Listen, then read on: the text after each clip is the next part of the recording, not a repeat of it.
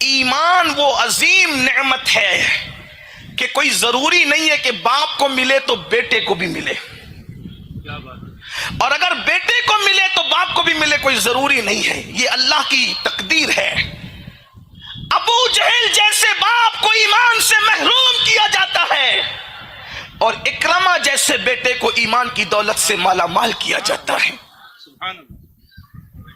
عبداللہ ابن ابی کو محروم کیا جاتا ہے، اور عبداللہ ابن عبداللہ بیٹے کو ایمان عطا کیا جاتا ہے۔ یہ اللہ رب العزت کے فیصلے ہیں، یہ قدرت کے فیصلے ہیں۔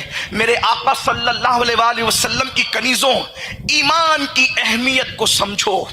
آج دولت سب کچھ ہو گئی، آج اقتدار سب کچھ ہو گیا، آج زیورات سب کچھ ہو گئے، اور دنیا کی رنگریلیوں نے ہمارے دل میں ایسی جگہ بنا لی کہ آج لوگ زیور کے بدلے میں ایمان بیچنے کے لیے تیار، گھروں کے بدلے میں ایمان بیچنے کے لیے تیار، شادی کے اور نکاح کے بدلے میں ایمان بیچنے کے لیے تیار۔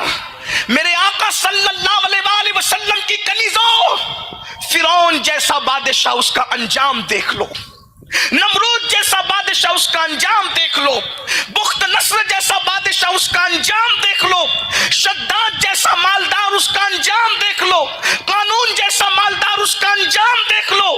کہاں ہے وہ لوگ جن کی عظمتوں کے ڈنکے بجا کرتے تھے؟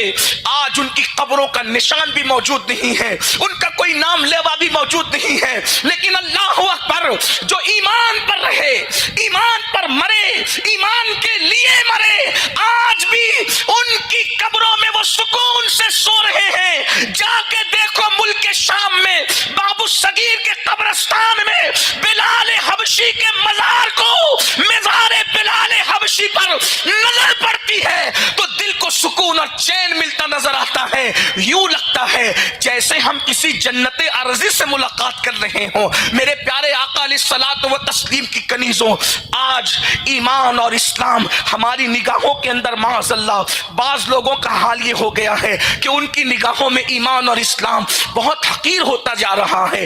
لوگ اللہ اکبر، کچھ بچیاں کچھ بچے تو ایسے ہیں صرف شادی اور رشتوں کی بنیاد پر اسلام کو چھوڑ رہے ہیں۔ ایک بات آپ سے کہوں، اللہ اکبر، میرے آقا صلی اللہ علیہ وآلہ وسلم کی کنیزوں، ایک شوہر کسی کا ساتھ کتنا دے سکتا ہے، ایک بیوی کسی کا ساتھ کتنا دے سکتی ہے، ایک زندگی کسی کا ساتھ کتنا دے سکتی ہے؟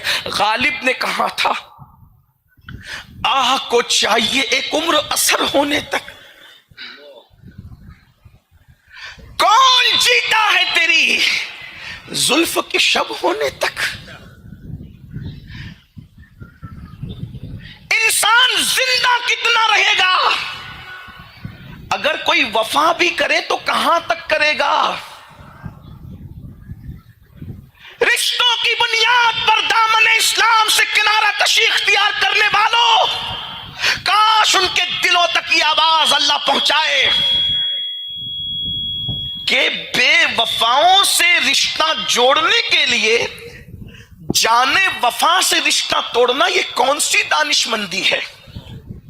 ہمارے نبی صرف وفا نہیں ہے بلکہ جانے وفا ہے، اور جانے وفا اس لیے ہے کہ جہاں ماں کام نہیں آئے گی اس قبر میں بھی مصطفیٰ جان رحمت امتی کے پہنچنے سے پہلے پہنچتے نظر آئیں گے۔ ماں جب ایک لوتے کو چھوڑے آ آ کہہ کے بلاتے یہ ہیں، باپ جہاں بیٹے سے بھاگے لطف وہاں فرماتے یہ ہیں، ٹھنڈا ٹھنڈا میٹھا میٹھا پیتے ہم ہیں پلاتے یہ ہیں، ارے کسرے دنا تک کس کی رسائی جاتے یہ ہیں آتے یہ ہیں، بندے کو مرکز میں تھپک کر میٹھی نیند سلاتے یہ ہیں، قید و رضا سے خوش ہو خوش رہے مزدہ رضا کا سناتے یہ ہیں۔ اے خاتون جنت کی کنیزوں، اسلام چھوڑنے کے بعد قبر میں کسی کو سکون نہیں مل سکتا۔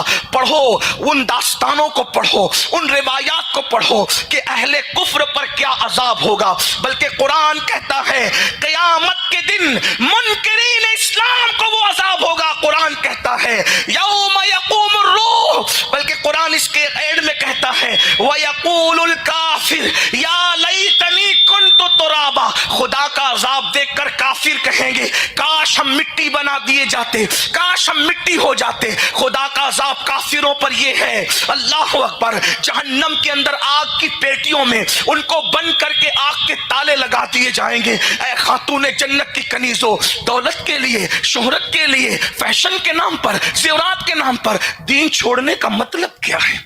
نہیں، یہ دنیا بہت بے وفا ہے، بہت بے وفا۔ کوئی زیادہ سے زیادہ وفا کرے گا تو قبر تک، اس سے زیادہ کوئی نہیں کرتا۔